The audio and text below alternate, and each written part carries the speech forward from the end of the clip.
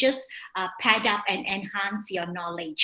So back to the key takeaways, they are looking into the concept of visual literacy. Why is visual literacy pertinent? Strategies in the classroom. And finally, the conclusion. So on visual literacy, Brian Kennedy, who is the curator at the Toledo University of Art in the United States of America, stresses that it's as important to be visually literate, to understand pictures and how they affect us, as it is to be word literate. Many of us employ visual language, often without realizing it. Being fluent in the language of images gives us an advantage at school, at work, and at home. And these days, our students are bombarded with all kinds of digital images. So it's also pertinent for us to look into how we are going to exhaust these images effectively to the benefit of our students. So yeah, Abergrino and Peterson 2011 has come up with this rather interesting visual literacy theory, because when we talk about visual literacy, most times we just tend to look at it in silo, visual literacy. But surprisingly, there are many elements that make up visual literacy, and sometimes we tend to neglect the various aspects of these. And some of the elements, the 5 main elements, are visual language, visual thinking, visual perception, visual learning, and visual communication. And there are lots and lots of materials on these in the internet, and even some wonderful books on the different elements here. So when we look at visual literacy, it's important that we also consider the other 5 subcomponents so that we would be able to give our students the best in dissecting the various images that are available for them.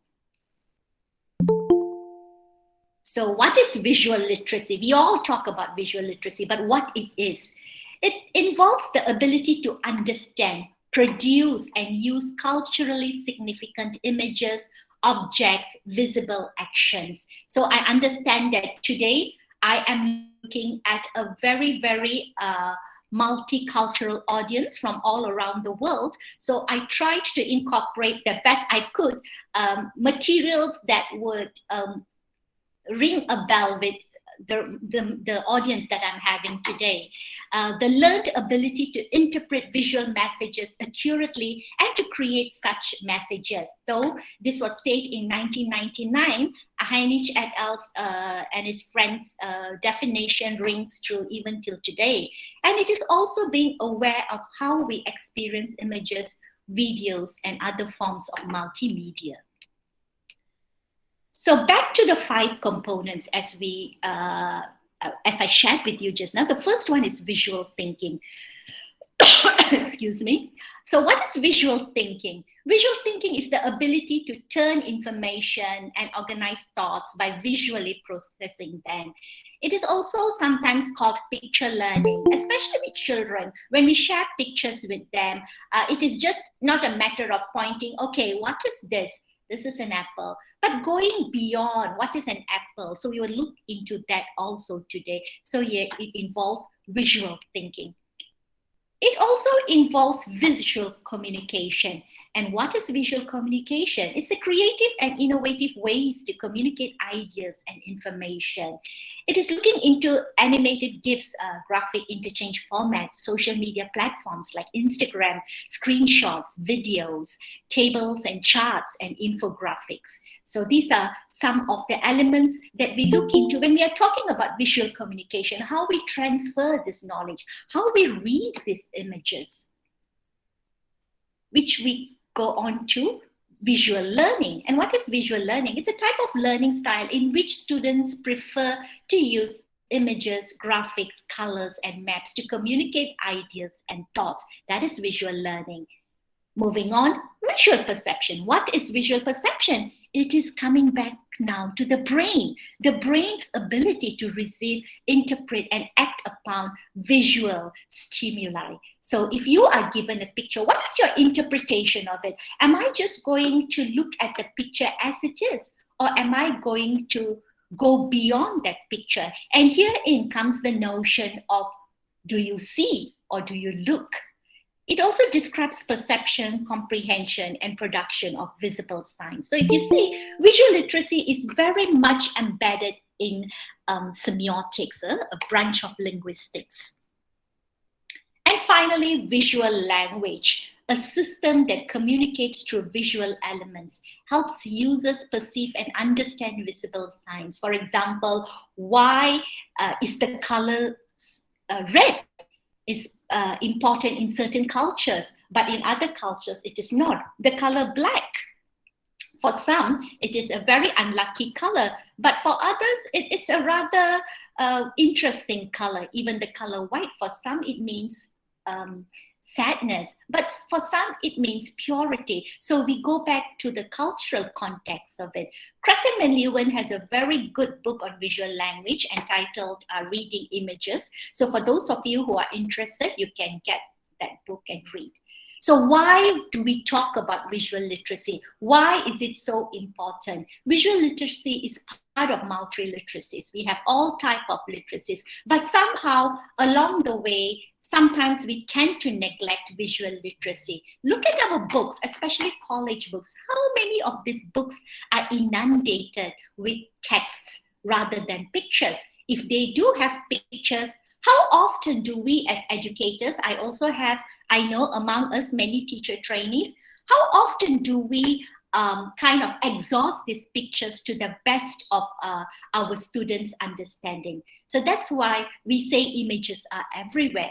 They entertain, they influence, manipulate, and persuade us. Images are used to fill an otherwise blank space. So it's interesting, sometimes these days in the era of technology, we use a lot of emoticons, GIFs. Sometimes we don't even have to say, I'm angry with you. I just send an emoticon of an angry image or a meme.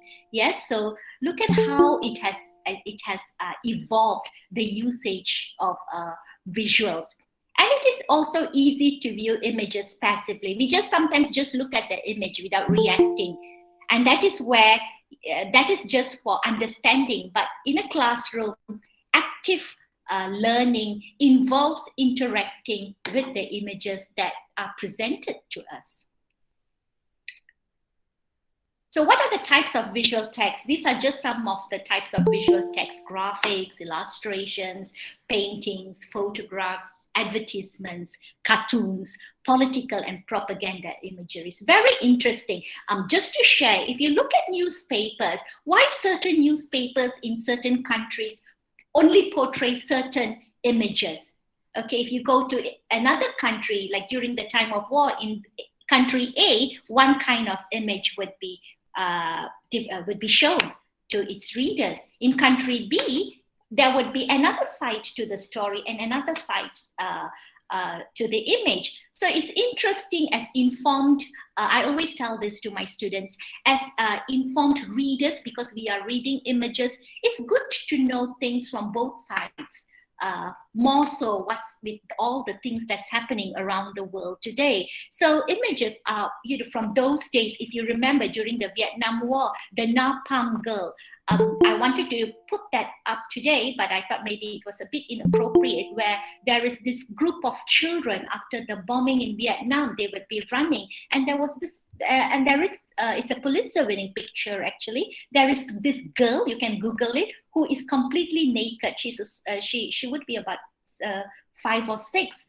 And that picture actually, to a certain extent, influenced what was the outcome, how it was propagated during the Vietnam War in the late 60s and early 70s. So it's interesting how photojournalism has brought visual literacy to the next level when you look at photos which are available these days.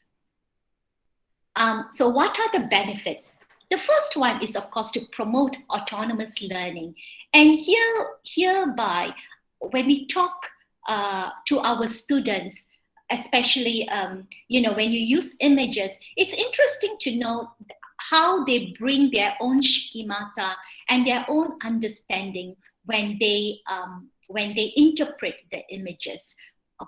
When we go into a classroom, it is also important that we don't go in with the preconceived notion that this is right and this is wrong.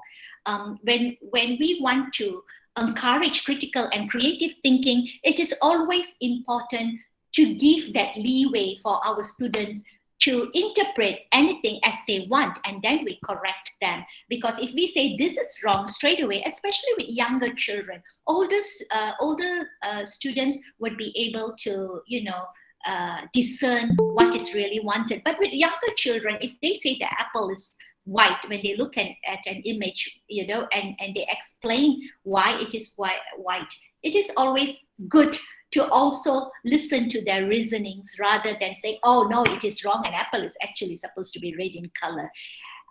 So going back to autonomous learning, especially with adult students, when they decipher, when they dissect, it gives them a chance to actually contribute to meaning making. A very important phrase when we are looking into visual literacy, meaning making. And it also supports multiple intelligences. I mean, we are all educators, teacher trainees, and this is the basis of our pedagogy training, multiple intelligences, Howard Gardner's various intelligences. Yeah, when you look at it, you have the kinesthetic intelligence, where you can use pictures to move on to, getting activities connected with the pictures, visual intelligence. So there are lots of intelligences that you could connect with this visual literacy. Support different theories of cognition. You have many theories of cognition, and one that supports visual literacy to a T is Alan Pavio's dual coding, where he asserts that the brain becomes extremely functionable and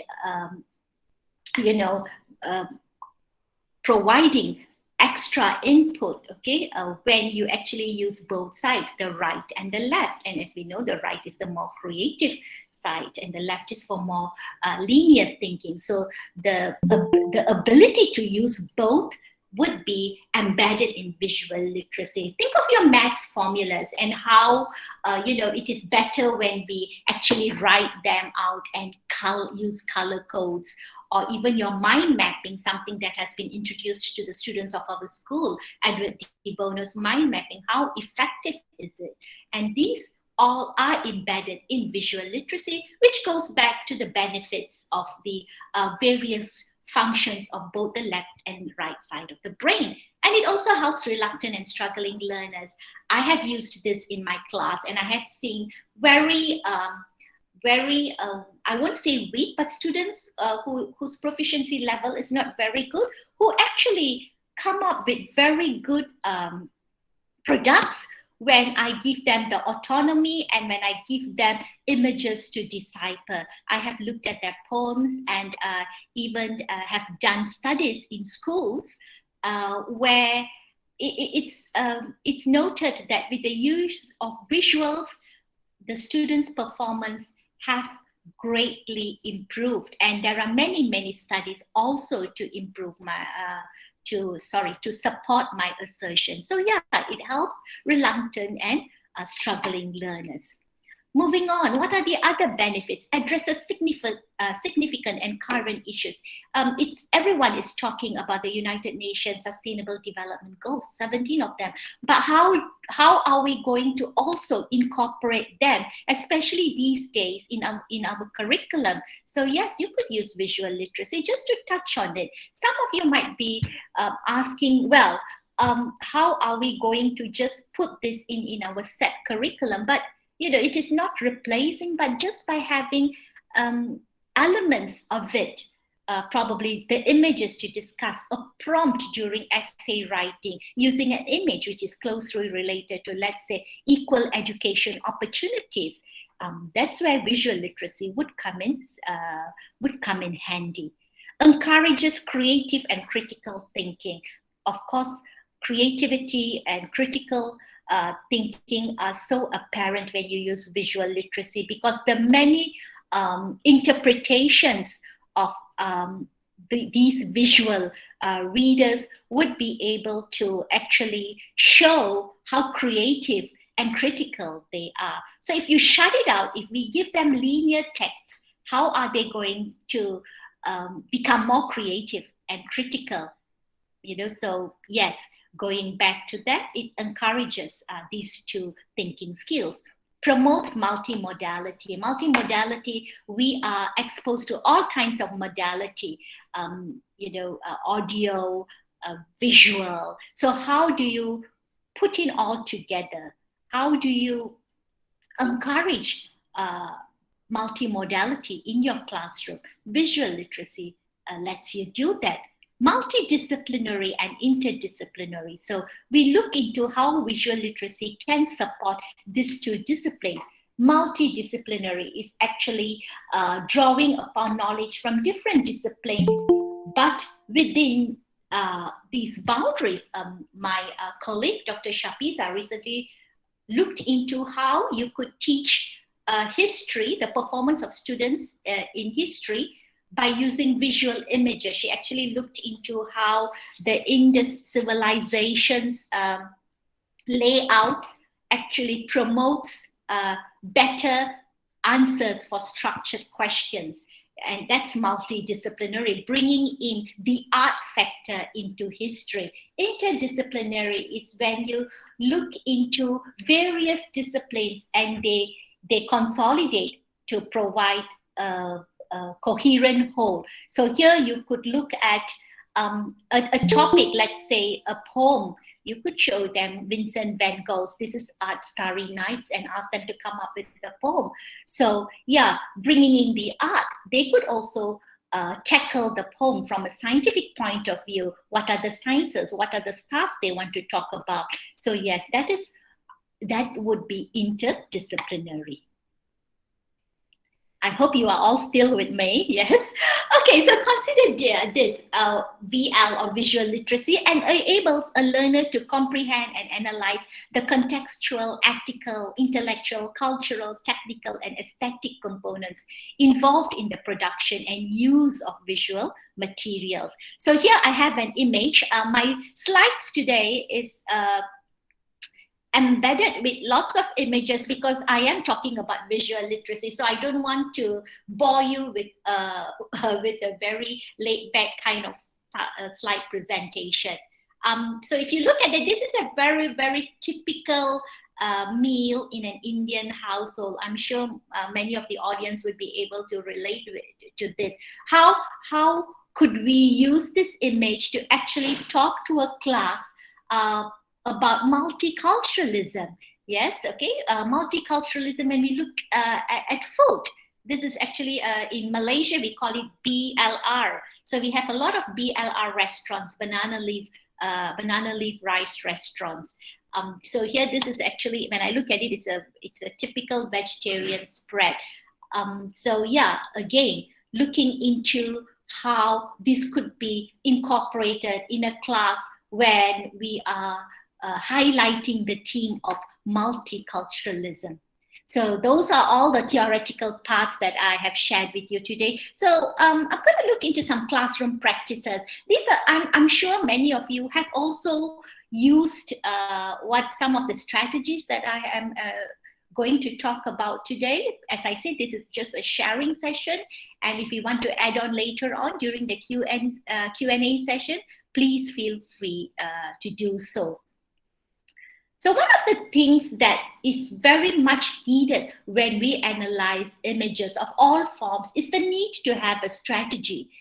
In our heads, there must be a strategy as teachers, as educators, when we want to talk to our students. We are just not going to take a piece of picture or or an image and just show it to our students and say, okay, let's look at this and see what are we going to come up with, without actually going through the mechanics of looking into the picture, which is very pertinent to actually see how much they can think about it. So I'm going to share two strategies. The optic strategy is something that has been very commonly used in the art circle. So it's a mnemonic or an acronym that helps you understand how to analyze visual texts. So O is overview. What is the picture about? What's your first impression when you look at a certain picture? P is for parts. The color, the scale, the shape, size, the orientation, the salience, what is very prominent when you look at the picture. When you look at advertisements, why is the model face staring right at you? Okay, or why is the product staring right at you? Title, some pictures come with title. Why is it given such a name? Why is this image portrayed in such a way, and this image is given this name? Interrelationships, I stands for interrelationships. Interaction between the author and subject, shapes and people in the text. Because when you look at the images, there is a relationship there. Any famous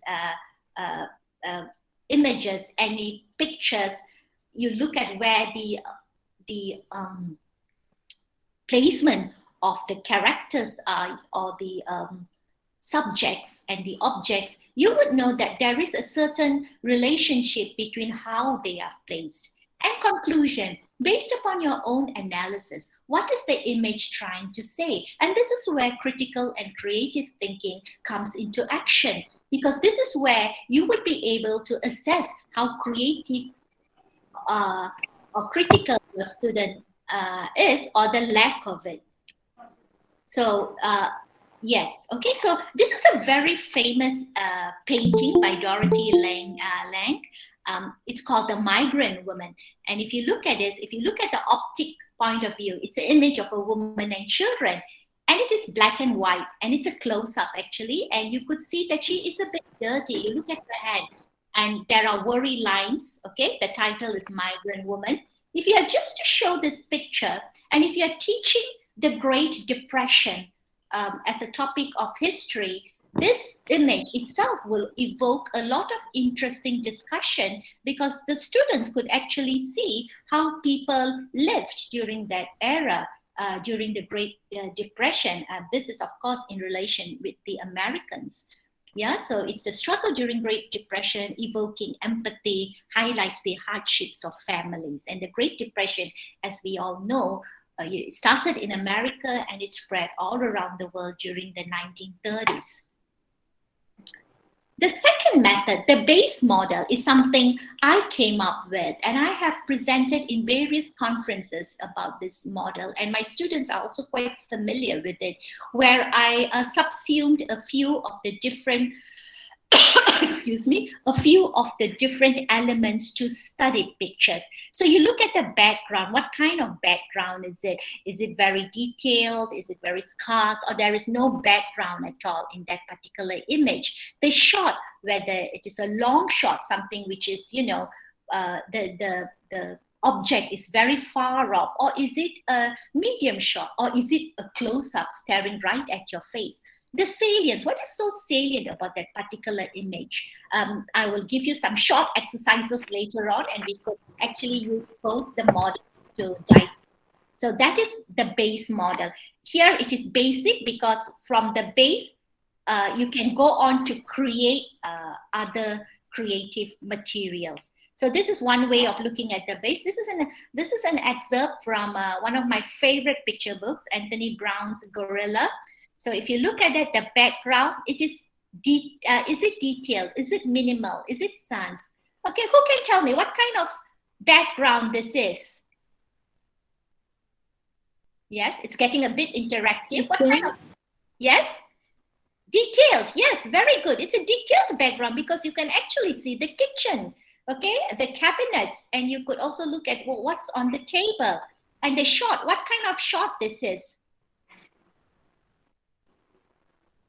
Yes? Okay, it's a medium shot actually, because long shot you won't be able to see the subject so clear as this. Okay, neither it's a close-up, because they are not staring at your face. So it's a medium shot. And what is so salient here? Salience, the size, contrast. We look at size, contrast, sharpness, but it needn't have to be the fact that you have to look at each of it. You can even look at one subject or object here. What is very salient? Of course, the position, yeah. But what is salient if you look at it? Is it the cups? Is it the girl? It's the father. Am I right? It's the size.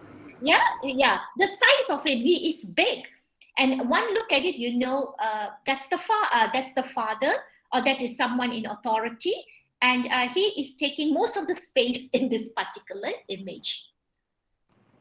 So that is how you dissect images. And so the pictures aren't just pictures. They are the tone, the width, the style, the plot, the people, all in one. Yes, and if you look at this very lovely image of a painting by a Malaysian artist, you look at what is salient here. The background is extremely detailed. Okay, you can see things behind, and you can also see both the mother and child, how detailed they are presented. And what is salient here is, of course, the mother, in showing a mother's love. So using paintings, I have used a lot of paintings in my class, and paintings is not that, you know, they are available online from various museums, free of charge. You can use them in class, just tweak them to fit your learning objectives, and there are something for everyone. Okay, so one of the things that I have done is to ask my students to interpret that. And having said that, this is done by one of my students, Darshini, but here I wrote Kira because I actually used this for a research, so I did not divulge who is the real person. Yes? Literacy. Sorry? Yeah, okay. So yeah, so this image was Starry Nights, and she actually interpreted this through a poem. I asked them to write poems based on a few paintings, and this was one of it. Gloomy days, hushed night, with a pain-covered soul. I was sitting there looking out for myself, and suddenly the sky started making noise, as if to bless me, to make me realize all the good things that happened in my life. It's interesting that this group of my students, my language arts students actually, for 2 semesters, they are actually Bahasa Melayu majors, and they don't actually have TESOL background. And for them to come up with these poems, with the introduction of various stimuli, it was actually very interesting. Very simple words, but the poems were very well written. Of course, there were grammar errors here and there, but like I said just now, we shouldn't go into a classroom with a rigid set of rules. If you want them to improve creatively, you have to let go. The word here is learning to let go. This is done by a secondary school student in a school in Selangor, also coming from lower proficiency level. So the teacher actually showed this image, self-portrait with torn necklace and hummingbird, one of Frida Kahlo's favorite works, okay? And this is what the student wrote. Red is rose, violet is blue, my lips can't smile lately, my tears dripping repeatedly. This is written by a 16-year-old student.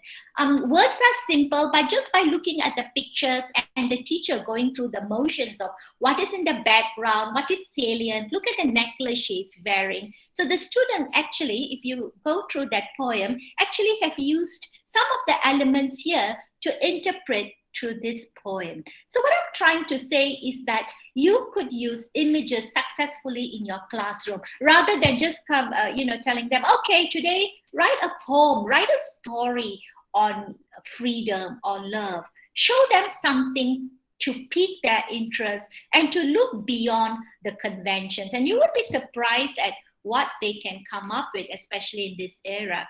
This is another student of mine who's actually reciting the poem that she presented, and she did a very good job at it. Okay, but I'm not going to play that because I think I want to rush through my slides because of time. The next thing is using memes. Memes are so popular these days, but how many of us use memes? Okay, so creating memes about various concepts, episodes, events. If you look at this meme on my right, okay, it could be typically used in a literature lesson if you are teaching Romeo and Juliet. So that's how he felt. Romeo first meeting Juliet and finding out that she's a Capulet. For those of you who are familiar with Romeo and Juliet, you know that there's a feud between these two families, the Capulets and the Montagues, okay? So yeah, using a meme as creative writing prompts, sentence construction, vocabulary practice. You yourself could post class rules around your classroom using memes, because we need to model. We are educators. I always tell that to my students. You need to model how you want your students to be, especially us, many of us who are educators here, and also there is quite a lot of teacher trainees here. So if you don't model, how would you expect your students to accept what you are trying to teach? So yeah, so meme is one very good example. And these are some examples that my recent class actually came up with. So I told them, come up with a meme. I'm not going to look at the language, but create the meme on your own. So yes, they used technology, okay? They used, pictures, images from the internet, and they came up with this. When you realize tomorrow is Monday, are you going to sleep now? Yes, I am, so shut up. Okay, the language is a bit strong, but I am not judging. But you have a tutorial to send before this midnight and you still not finish it, okay? Grammatically wrong, but yeah, you still have not finished it yet. And she still remembers that, she can't sleep, okay? She still has something to do. And the last meme is when your name been mentioned in the middle of the class. That's how this particular student feels. So yeah, memes, it's a quick escape for them to recharge. Just ask them to come up with a meme and connect it with the topic. If you are teaching history, the Renaissance period, ask them to use one of those painters, ask them to come up with a meme. Okay, so you would be very surprised with what our students can do with their exposure to everything technological these days. Okay, design activity. Design activities, you can design anything, but I'm going to show you book covers. Attractive and purposeful book covers designs are crucial to selling stories to people. So when we buy a book, we actually look at the book cover. I'm sure many of us do. If you look at the classics, they have evolved. The cover of Pride and Prejudice, in 1970s, it had a different set of cover. And these days, okay, if you walk into MPH, they have a different set of cover. Bridgerton, it had a different set of covers those days. But now, because it's a tie-in with the series, it has a different set of illustration. So you could actually ask your students to come up with interesting book covers from a short story that they have read. I don't say novels, because novels, they're already exposed to the existing book covers. So short stories is very interesting, whether it's in Bahasa Melayu, or if you're teaching Tamil language, Mandarin, you could give them a short story, ask them to digest the story, think of what is the main element of that story, and come up with a book cover and share it with the class. With my class, at the end of the semester, all their work is in Padlet, and we kind of share it with the rest of the class, and there are comments. So yeah, it gets interactive, and they get to view their students' work. So one activity that you could give is design a book cover based on the short story that you have read. So last semester, I actually asked them to read this short story, Maria, by Chehusna Azari, Kelantan, a small state in Malaysia. She wrote this beautiful story about this man who gets a second wife, a young pretty thing, although he's already married to another woman. So this was the cover that they came up with. Very interestingly, they used different apps. Some used existing artwork, and they just juxtaposed it with different elements. So it's interesting how they perceived those characters and how this was translated into images. Maria is actually a seller who has a stall which sells food. So that is why in this picture you could see the prominence of food. Yeah. Okay. And then we go on to using graphic novels. Graphic novels is something very close to my heart because my PhD thesis was on graphic novels. And that is where the interest of looking into visual study was inculcated in me. This is an image of Mat Som, a very popular graphic novel written by Malaysia's renowned cartoonist, Datuk Lat. The fact that they are multimodal, meaning multiple modes of expressions are used, facilitates and supports students' ability to visualize and understand complicated ideas, which is also a 21st century literacy skill. So what is important, if you want to introduce graphic novels, there are so many benefits to graphic novels. And these days, if you are a literature teacher, there are many books from Romeo and Juliet to Pride and Prejudice, which are all available in graphic forms. So you could introduce that to your students first if you find the text daunting for them to read. So they could actually get an idea of what is it about, and then they can go on to read the actual text. So that is one way. But what is important before that is also to explain to them what are the different terminologies, because if you are asking them to look into panels and let's look at what is in this panel, it is also important to know the terminology related to comics or graphic novels per se. Speech balloons, panel, why is the space like that? Why does this image go on to another image? Because there are reasons why illustrators depict these kind of panels. And this becomes interesting if you are doing an analysis of a graphic novel, for example, if you are looking into a theme. Okay, so for example, this is just an activity. This is taken from Lat's The Kampung Boy. So if you look at it, if you are familiar with Hindi movies, this is a very popular old Hindi movie, Hamras, where you had Sunil Dutt and Rajkumar. They were the two main heroes in that movie. And this shows how much multicultural Malaysia is. This is Malaysia in the 1970s. And you can see that these two people, okay, these two lovebirds are actually having, this is actually, it's a bit unclear here, soup, ayam and kambing. Soup is soup, okay, ayam is chicken, kambing is goat. So chicken and goat soup under this canvas. Okay, those of us who grew up in the 1970s, those days the cinemas have this kind of canvas at the front. And these canvases are later recycled by stall owners. It's also very, very I think common in India, I think. They use it as the canvas for their stalls. This is another theme that you could, another book that you could use in your class. Khalid Hosseini's The Kite Runner. The book itself is a fantastic read. There are many themes in this particular novel, but one that is very, very prominent here is the love and tension between father and sons. Okay, and here you could see the father saying bye to this boy, and the expression on this face. What kind of expression is this? So this is a very good comic book, graphic novel, simply because the illustrator did a very good job by expressing his art well.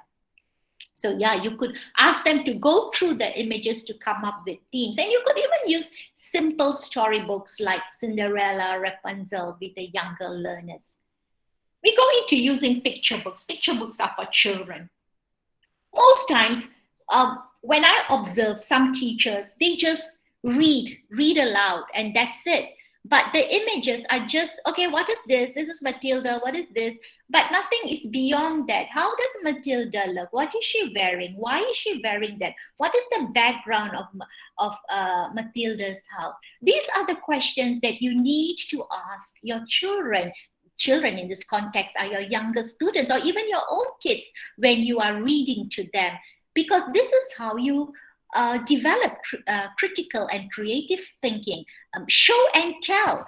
Encourage show and tell with your young learners, because there's nothing like show and tell. Kids bring their own experience during show and tell. So show and tell is a very, very good activity. So back to picture books. Yeah, the pictures aren't just pictures. They are the tone, the width, the style, and the plot. Again, back to this, the same thing also with the picture books.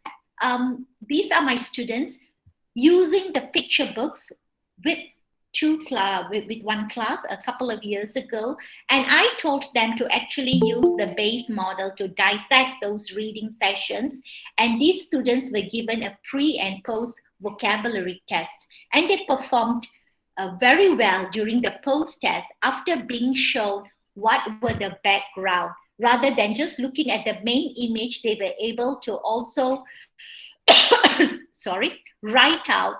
list out what were the different objects seen on those pages.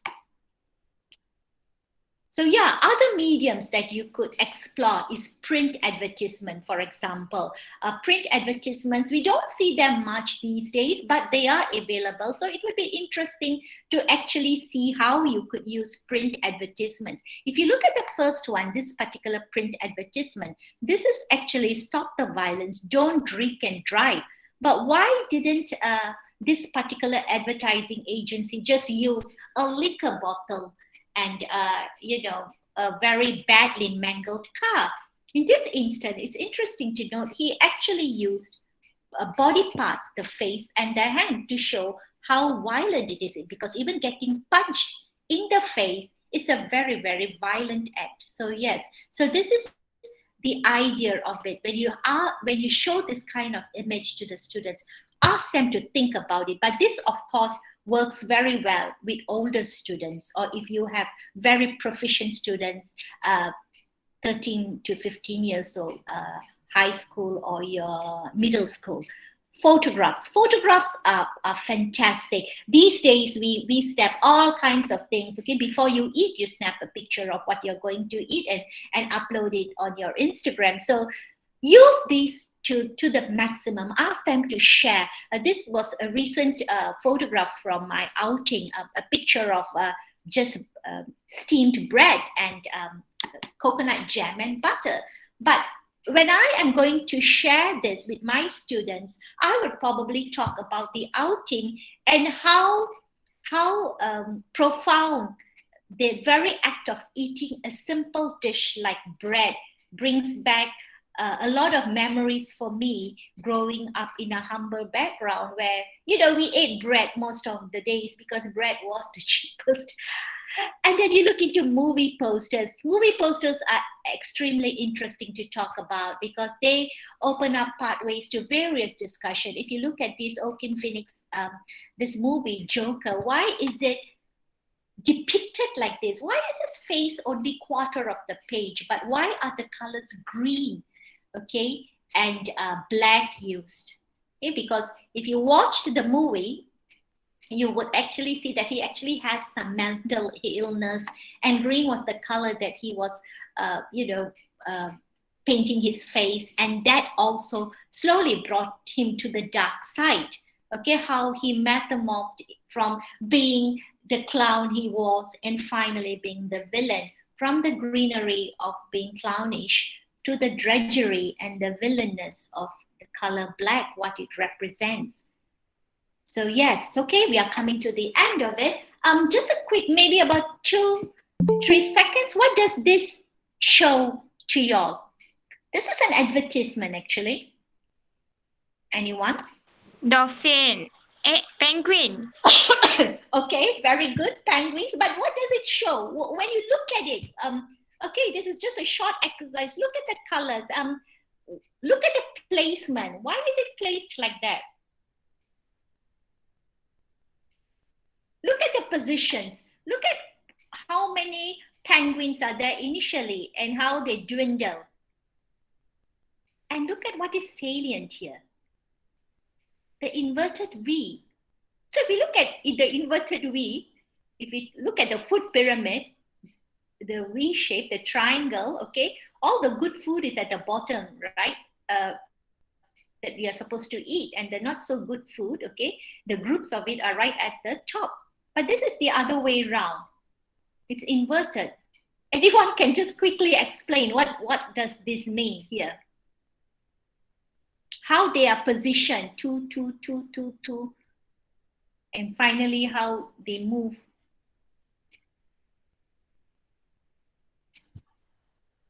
Anyone would like to give a try? Maybe it's explaining the life cycle, because in the front row they are with like two, and then they're moving downwards.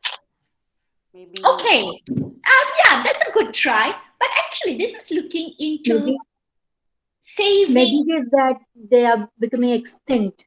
Yes. And the suggestion to the animals being extinct. And Yes. birds being extinct. Yes. Yes, that's the answer. Actually, we are actually looking at an advertisement commissioned by Sandcorp, which actually goes, they are an NGO, they actually go around, producing posters like this. And here it's about the seabird conservation, but particularly about South African penguins. So it's kind of like an optical illusion, right? Initially you have all these penguins on top, 2 by 2, okay? And then, they are all together, and then you look at them facing each other, then they face backwards, then finally you see them, just moving into the background, just blending into the background. From black, they become white, and then they finally fall all below. And this is actually showing the pathway to extinction. Yes, so yeah, this is an advertisement that needs a very high order thinking skill, because when you look at it, you really have to make out what it is. But we'll go to an easier one at the end of it. Yeah, so you always give the difficult one first. Even in class, we'll give them the difficult one first sometimes. Okay, then when you end the class, you give them something easy to have fun with. Yeah, so in conclusion,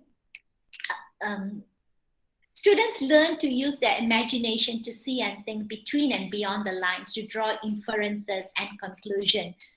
Visual literacy encourage student reflection, analysis, and evaluative thinking skills.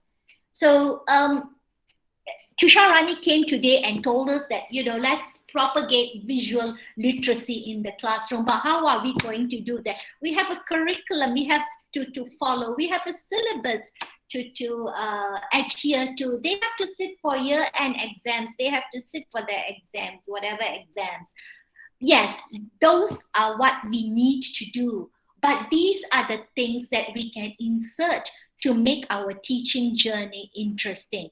I mean, when you look back, you will remember your teachers who brought in so much joy in your classroom, rather than those teachers who were very mundane and boring. So with things which are so related to our students these days, why don't you use things which are so easily available? If technology is a problem, you're living in some remote areas, you can bring in images, magazines, whatever that's available, to be dissected, to be used as prompts in the classroom. One picture, one historical picture for a history class, get them to talk about, the French Revolution, for example.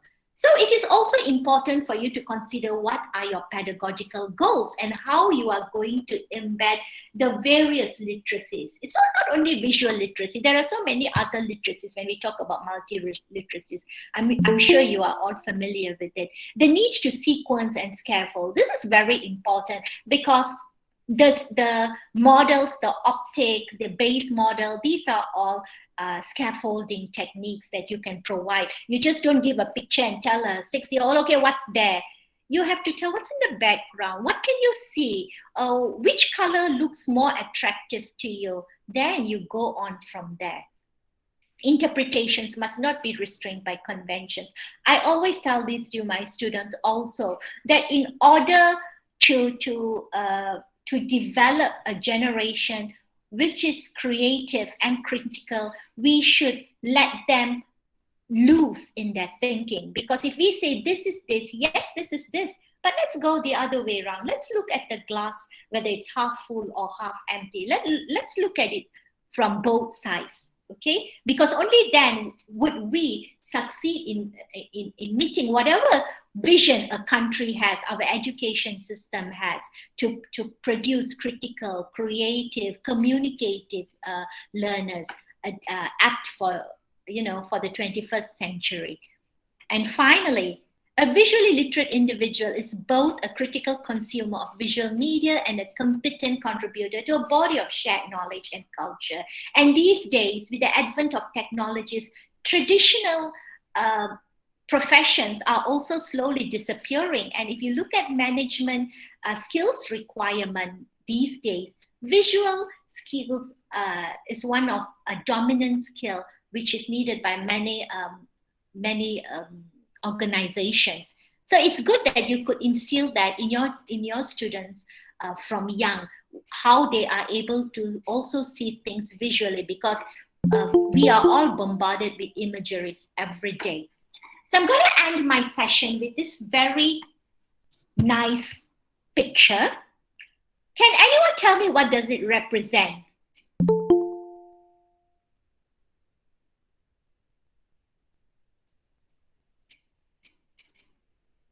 Yes?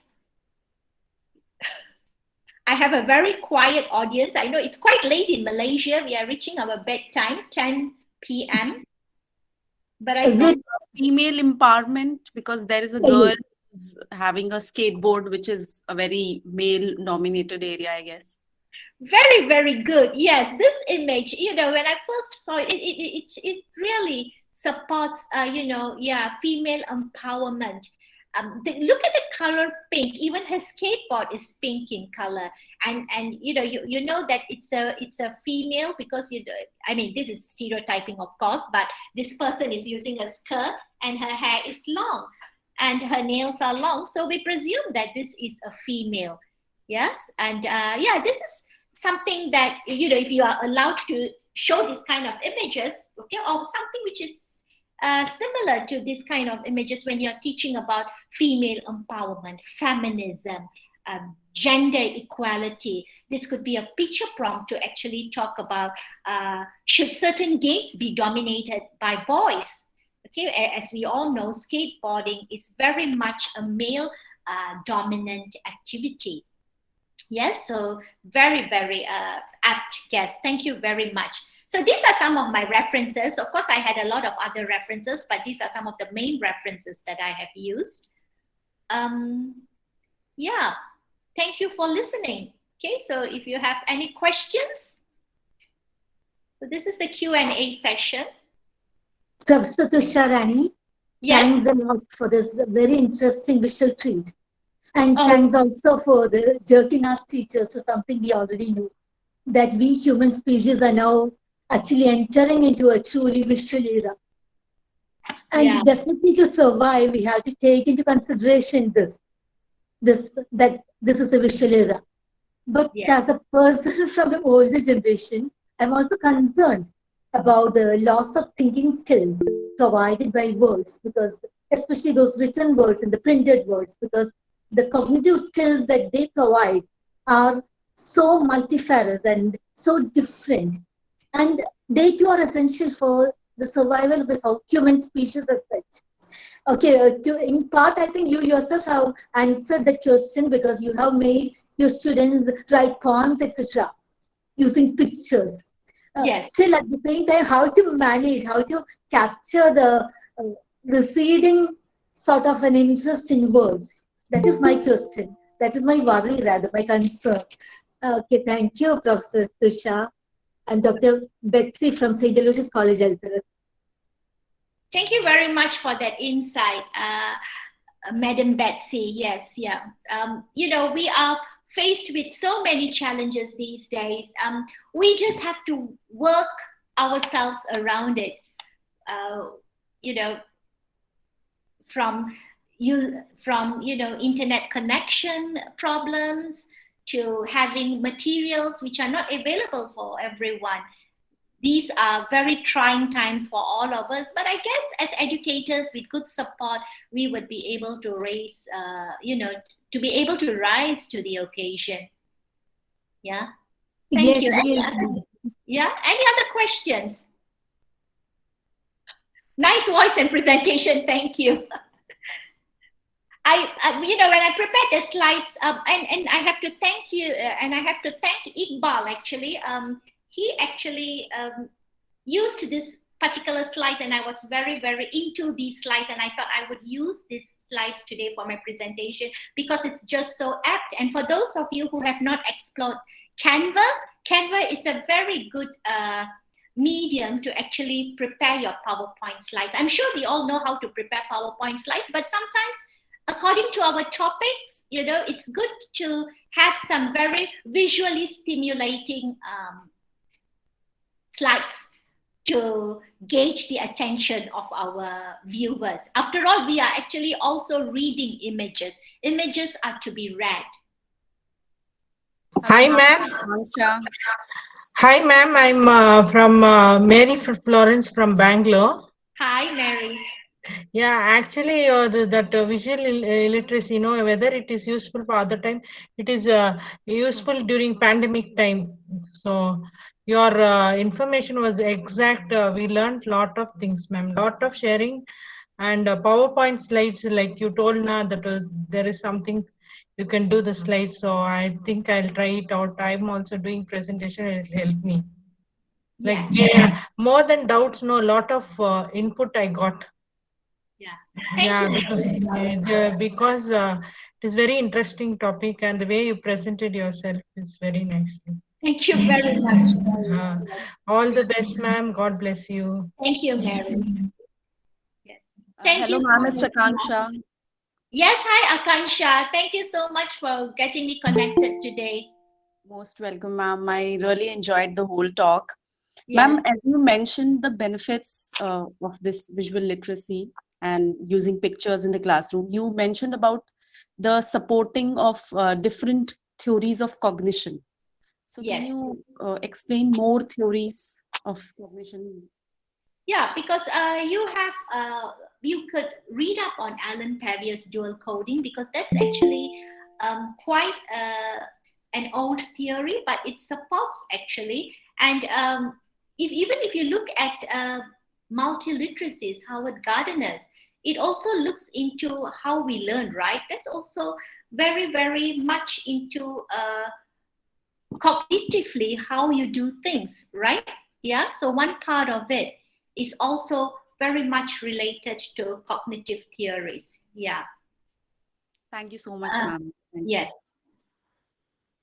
Any other questions?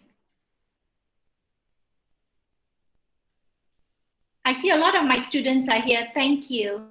Thank you very much. And those MOE is actually Ministry of Education for those of our other friends here today. So I have also quite a few viewers from the Ministry of Education of Malaysia. Yeah. Okay. Thank you very much, ma'am. I'm Dr. Bindu B. Yeah, hi, Dr. Bindu. We have been in touch. Yeah, thanks. Thank you very much for a lovely presentation, ma'am. It's really a visual treat coupled with a vocal banquet. There is nothing else to say about it. It's very wonderful presentation, and the way the topic is being presented is highly appreciable, ma'am. Thank you so much, Dr. Bindu. Yeah. On behalf of Research Wing, Martha of Less Training College, I extend my sincere gratitude to you, ma'am, and also to the new set of participants we have with us, very transnational participants.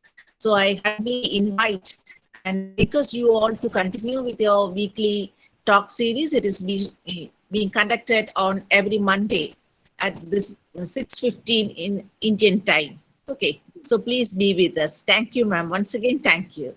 Thank you very much, Dr. Bindu and the organizing team. And I would also like to take this opportunity to thank my own director, Puan Haja Nur Asila, and my deputy director, Dr. Nirwana, and my head of department, Dr. Madi, and Dr. Shapiza for always being encouraging in whatever endeavors that I have myself into. And this has been a wonderful sharing session, and to see, the sharing of knowledge between people from all over is something very good. And I hope that all of you had a good day today, and it's already coming to the end of the day, and thank you. Yeah, that's about it. Thank you very much. And if you have any questions, please do feel free to contact me. I'm always available.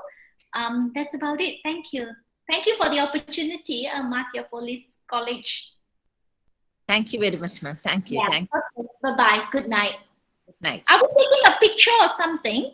Sorry, this is like, if anyone could take a picture of all of the participants. Yeah. We actually have 100 participants. That's very, very good. Yeah.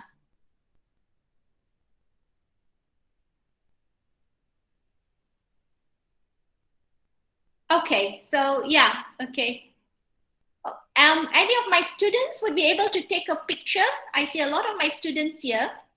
They are quite apt. Adeline, would be able to snap a picture of all of us if we switch on our camera? Yes, sure, Datin. Thank you so much, dear. Okay.